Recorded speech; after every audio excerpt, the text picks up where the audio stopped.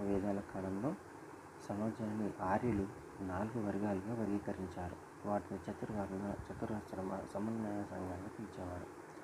అది బ్రాహ్మణులు, క్షత్రియులు, వైశ్యులు, శూద్రులు.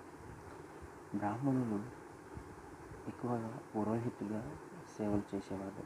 హిందూ మత ధర్మ పురాణాలు, క్రతువులు నిర్వహణ లాంటివి చేసేవారు.